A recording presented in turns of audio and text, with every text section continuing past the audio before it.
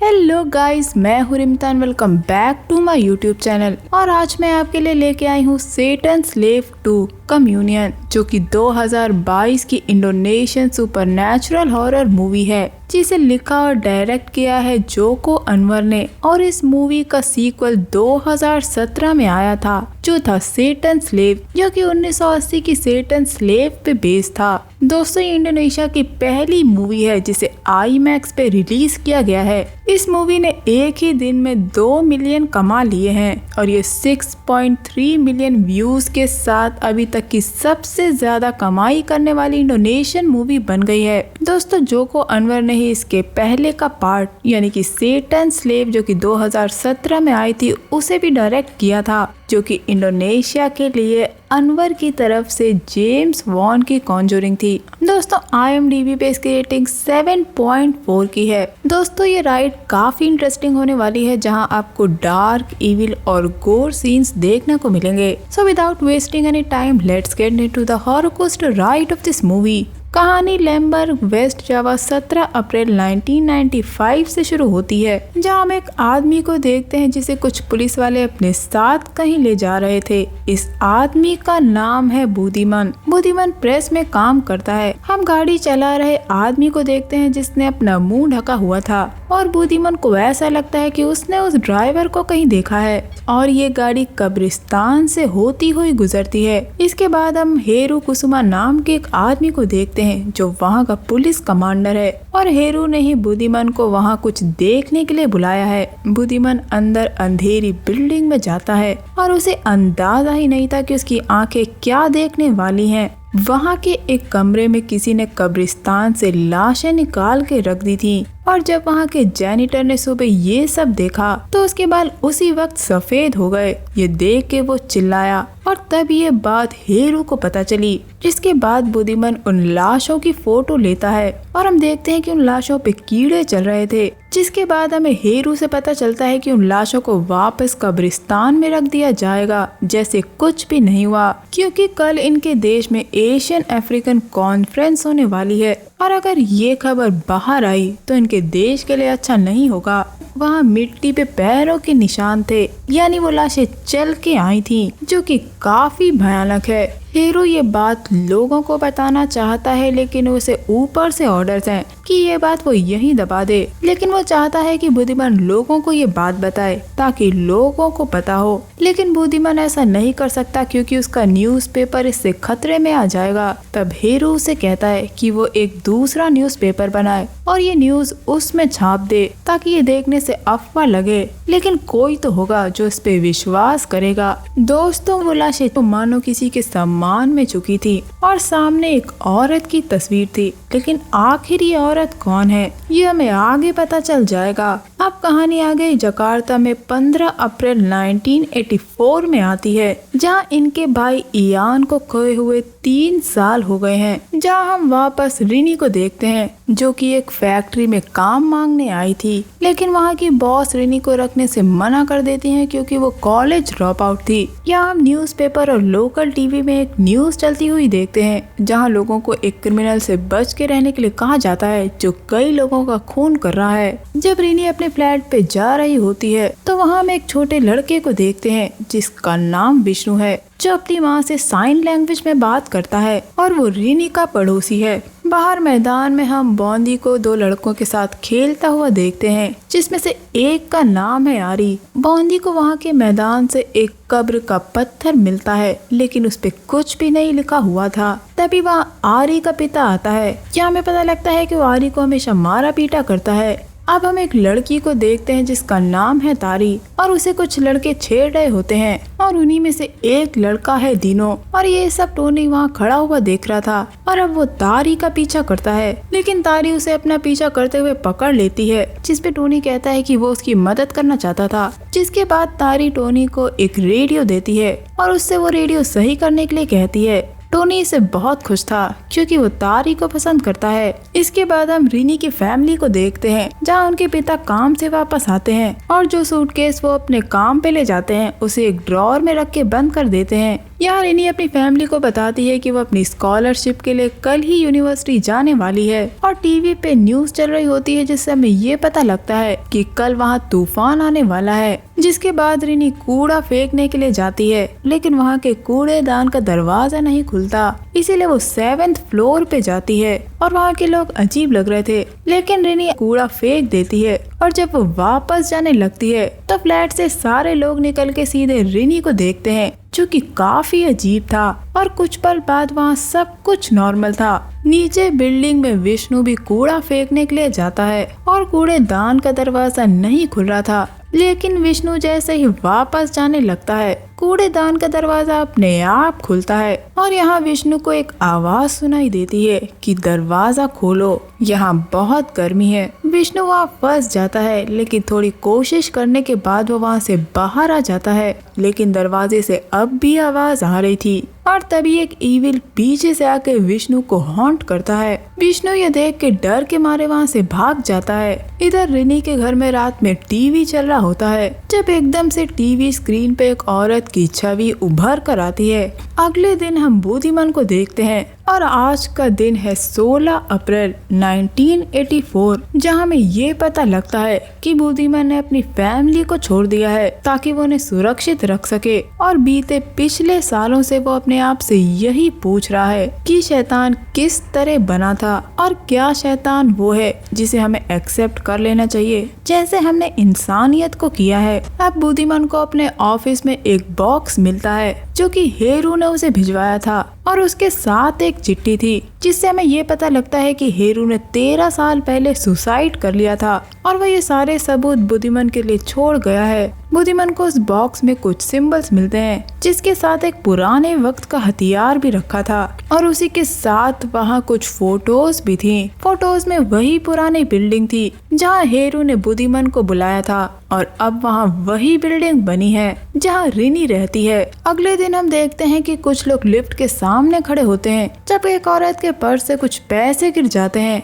और वहाँ गड्ढा होने की वजह से वो पैसे लिफ्ट के नीचे चले जाते हैं और ये सब वहाँ खड़ी छोटी बच्चियाँ देख रही थी। आरी का पिता भी लिफ्ट से नीचे जाने के लिए वहाँ वेट करता है और हम देखते हैं कि तारी और दीनो लिफ्ट से ऊपर आ रहे थे। जब लिफ्ट खुलती है तो तारी टोनी को देखती है और टोनी अपने पिता से कहता है कि वो बाद में आएगा और उसके पिता लिफ्ट में चले जाते हैं। हम देखते हैं कि उसी लिफ्ट से विष्णु, उसकी माँ और आरी के पिता नीचे जा रहे थे। तभी लिफ्ट में झटका लगता है और ग्राउंड फ्लोर पर लिफ्ट का दरवाजा खुला हुआ था और वो छोटी बच्चियां लिफ्ट में पड़े पैसे उठाने लगती हैं, लेकिन लिफ्ट में कोई खराबी आ गई थी जिसकी वजह से वो ऊपर से नीचे फ्लोर पे रुक रुक के चल रही थी और उसी लिफ्ट के नीचे वही छोटी बच्चियां बैठी हुई थी जो लिफ्ट में गिरे पैसे उठा रही थी। विष्णु किसी तरह लिफ्ट से बाहर निकलता है और अपनी माँ को बाहर निकालने के लिए कोशिश करता है। तभी वो लिफ्ट सीधा ऊपर से नीचे चली जाती है और नीचे बैठी बच्चियों में से एक बच्ची जिसका नाम वीना था वो देख लेती है कि ऊपर से लिफ्ट सीधा नीचे आ रही है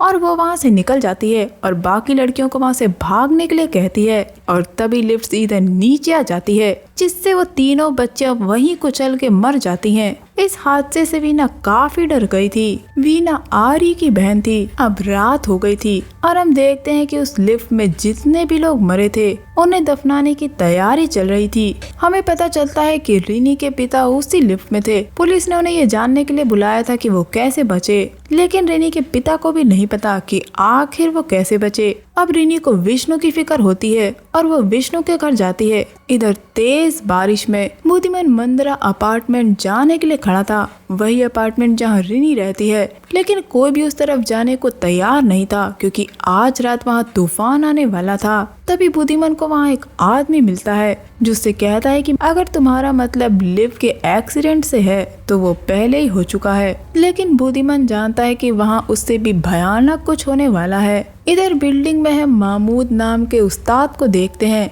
टोनी तारी को वो रेडियो ठीक करके दे देता है और अब तारी वो रेडियो सुन रही थी। तभी तारी रेडियो पे अपनी ही आवाज सुनती है जहाँ तारी अपनी कब्र के बारे में अपनी माँ को बता रही थी कि उसे अपनी कब्र के अंदर काफी दर्द होता है और उसे वो लोग टॉर्चर कर रहे हैं। और तभी जब तारी ऊपर देखती है तो वहाँ ऊपर उसका शरीर मुड़ा हुआ रखा था। ये देखकर तारी काफी डर जाती है। तभी वहाँ टोनी आता है, जिससे तारी वो रेडियो ले जाने के लिए कहती है और टोनी वो रेडियो कूड़ेदान में फेंक देता है। इधर रिनी विष्णु से उसकी फैमिली के बारे में पूछती है, जिस पे विष्णु बताता है कि उनके घर में आग लग गई थी, जिसकी वजह से उसके पिता की मौत हो गई। यहाँ हमें पता लगता है कि विष्णु और उसकी माँ उसके पिता से छुटकारा पाना चाहते थे, क्योंकि विष्णु के पिता उसकी माँ को काफी मारते थे। इसीलिए विष्णु और उसकी माँ ने अपनी ही साइन लैंग्वेज बना ली थी, जो उसके पिता ना समझ पाए। और ये भाषा उसने एक किताब से सीखी थी, जो किताब उसे एक खुले हुए सूटकेस में मिली थी, जो कि बुक स्टोर में रखा था।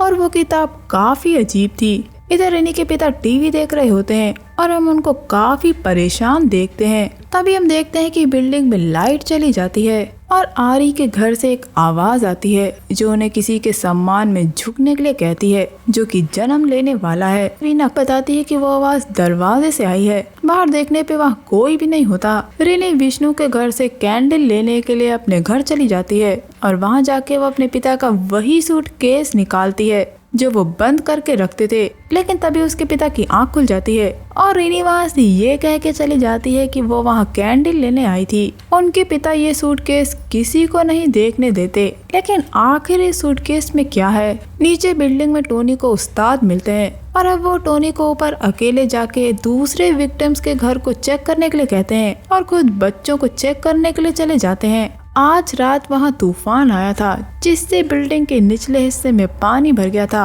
और ये लोग अब उसी बिल्डिंग में फंस गए थे। हम देखते हैं कि वो बिल्डिंग बिल्कुल खाली थी, मानो वहाँ रहने वाले सारे लोग गायब हो गए थे। अब बॉन्दी और उसके दोस्त चीफ के अपार्टमेंट में जाते हैं, जहाँ चीफ का ऑफिस था। वहाँ आरी को उसी बिल्डिंग की कई सारी तस्वीरें सामने दीवार पे लगी दिखती हैं और वहीं की लगी एक तस्वीर में उस बिल्डिंग के 15th फ्लोर थे, जबकि उस बिल्डिंग में सिर्फ 14 फ्लोर हैं। और ये बात इन्हें अजीब सी लगती है। इन्हें लगता है कि शायद 15th फ्लोर पे एटिक होगा, लेकिन सीढ़ियाँ 14th फ्लोर पे ही खत्म हो जाती हैं। और वहाँ की तस्वीरों में एक ही डेट लिखी थी, 17 अप्रैल। सिर्फ साल दूसरा था, यानी हर 29 साल बाद ठीक 17 अप्रैल को वहाँ कुछ होता है। इन फोटोज से हमें ये भी पता लगता है कि पहले वहाँ कभी कब्रिस्तान हुआ करता था, जहाँ अब ये बिल्डिंग खड़ी है। और आज है 16 अप्रैल, यानी कि कल यहाँ कुछ होने वाला है। जब टोनी एक विक्टिम के घर को चेक करने के लिए जाता है तो देखता है कि वहाँ रखी लाशें सीधे उसकी तरफ देख रही थी। ये देख के टोनी काफी डर जाता है। तभी बाहर उसे डीनो मिलता है, जो उसकी मदद करने के लिए कहता है और उसे अपने घर ले जाता है। हम देखते हैं कि डीनो के घर में एक छेद हो गया था, जिससे डीनो का फोर्क दूसरे घर में चला गया था और डीनो टोनी को उस छेद से दूसरे घर में जाने के लिए कहता है। और जब टोनी दूसरे घर में जाता है तो वहाँ उसे एक एल्बम मिलता है, जिसमें एक औरत की फोटो थी। और दोस्तों, ये वही औरत है जो हमने स्टार्टिंग में देखी थी। अब इस एल्बम को टोनी अपने साथ ले जाता है। इधर तारी को अपने घर में एक औरत बैठी हुई दिखती है, जो एक पल बाद गायब हो जाती है। तभी वहाँ उस्ताद आते हैं और जब तारी उन्हें बताती है कि उसे कुछ चीजें हॉन्ट कर रही हैं, तो उस्ताद उसे सलात की प्रेयर पढ़ने के लिए कहते हैं। लेकिन जिन भी लोगों ने उस प्रेयर को पहले पढ़ा था, उन्हें कुछ चीजें हॉन्ट करने लगी थी, जिस पे उस्ताद कहते हैं कि वो गलत तरीके से पढ़ रहे थे। और जब तारी वो प्रेयर पढ़ रही होती है तो उसे अजीब से विजन्स दिखते हैं, जहाँ तारी के पीछे कुछ लाशें खड़ी होती हैं। ये देख के तारी डर के मारे वहाँ से भागती है और टोनी से टकराती है।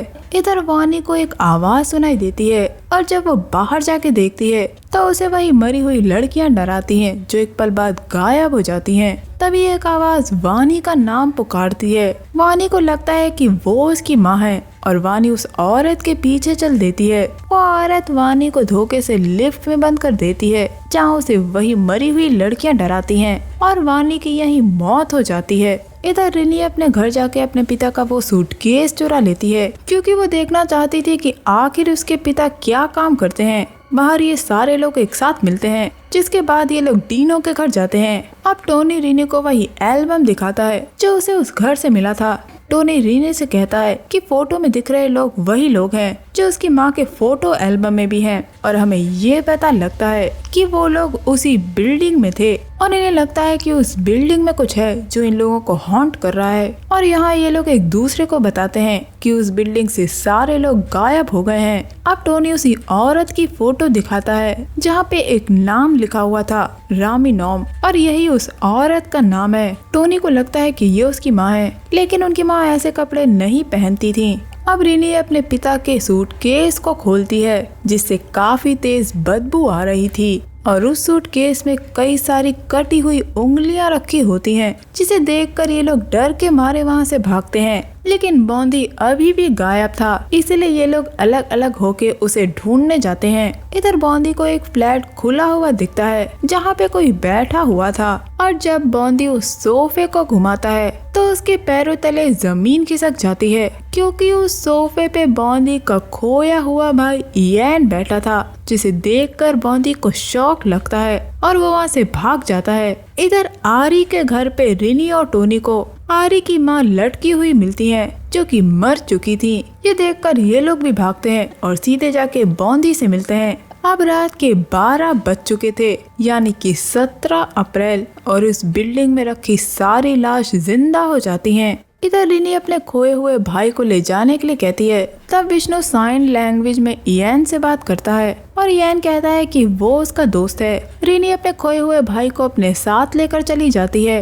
बिल्डिंग में नीचे डीनो को रामी नॉम मिलती है, लेकिन जब डीनो उसे देखने जाता है तो उसकी ड्रेस हवा में नीचे गिर जाती है। अब डीनो उस ड्रेस को बिल्डिंग में भरे पानी में फेंकता है और वो ड्रेस उड़ के सीधे वापस डीनो पे आती है और उसे लपेट लेती है, जिससे डीनो बाहर निकलने की कोशिश करता है, लेकिन रामी नॉम उसको हॉन्ट करती है, जिससे नुकीली चीज उसके गले में घुस जाती है और उसकी मौत हो जाती है। इधर तारे भी बिल्डिंग में सारी लाशों को जिंदा देखती है और अपनी जान बचाने के लिए इधर उधर भागती है। तभी उसे उस्ताद मिलते हैं और कहते हैं कि ऐसा कुछ भी नहीं है, और जब वो ऊपर चेक करने जाते हैं तो तानी उस्ताद को भी मरा हुआ पाती है।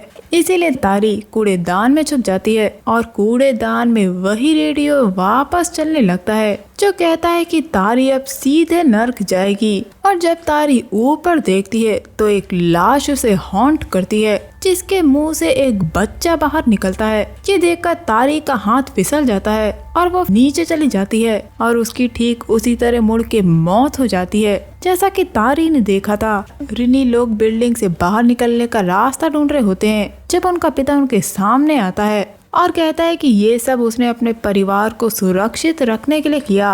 और यहाँ आता है एक ट्विस्ट जब उसका पिता उसे बताता है कि ये सारी उसी की गलती है। तभी वहाँ रिनी का खोया हुआ भाई इयान आता है, जिसे देखकर उसके पिता उस पे वार करते हैं और अब ये सभी लोग डर के मारे भागते हैं। तभी रिनी को कोई बेहोश कर देता है और जब रिनी की आँख खुलती है तो उसका भाई ईविल लोगों के साथ खड़ा था और वो रिनी को एक झलक दिखाता है और कहता है कि अगर रिनी ये सब भूल जाए तो वो उन सारे पलों को जी सकती है जिसे रिनी जीना चाहती है। यहाँ रिनी अपने आप को इस सपने से बाहर निकालने की कोशिश करती है और तभी रिनी अपने सपने से बाहर आती है और सामने वो अपने भाई और अपने पिता को बैठा हुआ देखती है जिसे शैतानों ने कैद कर लिया था।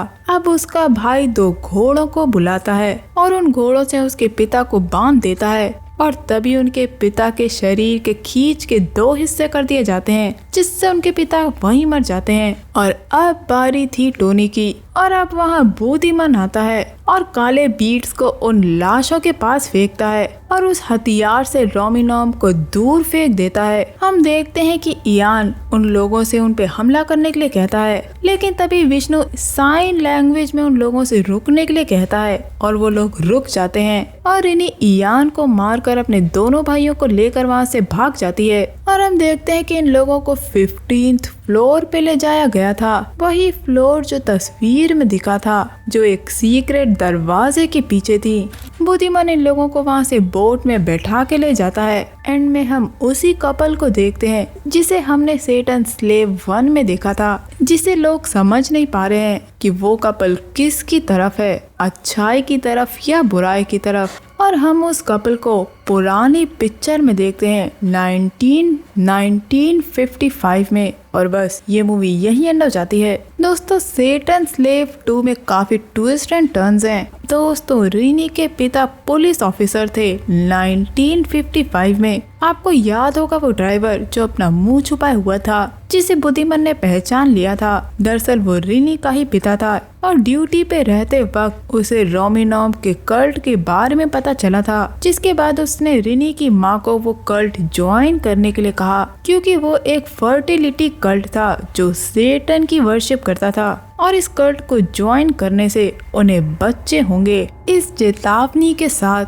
आखिरी बच्चा 7 साल में उन्हें लौटा दिया जाएगा, जिससे परिवार का सबसे छोटा बच्चा यानी कि इयान खुशी खुशी बुरी ताकतों में शामिल हो गया, जैसा कि हमने सेटन स्लेव 1 में देखा था। दोस्तों न्यूज में जिस क्रिमिनल की बात हो रही थी वो रिनी का ही पिता था, क्योंकि कल्ट के साथ की गई डील को रद्द करने के लिए उनके पिता को 1000 लोगों को मारने की जरूरत है। लेकिन एट द एंड उनके पिता अपने बच्चों को सुरक्षित रखने में कामयाब नहीं हुए और उनके पिता के सूटकेस में जो कटी हुई उंगलियां थी वो उन्हीं विक्टिम्स की थी जिन्हें उनका पिता मार दिया करता था। एंड में हमने दरमिना और उसके हस्बैंड को देखा, जैसा कि हमने सेटन स्लेव 1 में देखा था, लेकिन उनकी आइडेंटिटी अभी भी रिवील नहीं की गई है। और एंड सीन से साफ जाहिर है कि जोको अनवर हमें इसका एक और पार्ट देने वाले हैं। नाउ गाइस फाइनल वर्डिक्ट, ये मूवी काफी अच्छी है। मुझे अभी तक ये इंडोनेशियन हॉरर मूवी की ये सबसे बेहतरीन मूवी लगी। हालांकि इसमें कल्ट के ओरिजिन की कोई भी इंफॉर्मेशन हमें नहीं दी गई है, इसमें जंप स्केयर ज्यादा दिखाए गए हैं, लेकिन फिर भी इस मूवी को काफी अच्छे से दिखाया गया है जो आपको शुरू से एंड तक बांधे रखेगी। और अगर मैं इस मूवी को रेटिंग दूं तो मैं 5 घोस्ट में से 4 घोस्ट दूंगी। तो दोस्तों ये था मेरा मूवी एक्सप्लेनेशन इंडोनेशिया की सबसे फेमस हॉरर मूवी सेटन स्लेव 2 को लेकर। उम्मीद करती हूँ आपको ये मूवी एक्सप्लेनेशन पसंद आया होगा। अगर अभी भी आपके कुछ सवाल हैं तो आप मुझसे कमेंट सेक्शन में पूछ सकते हैं। मैं मिलूंगी आपसे अगले वीडियो में, तब तक के लिए अपना बहुत ख्याल रखिए। Stay safe, keep hunting, lots of love.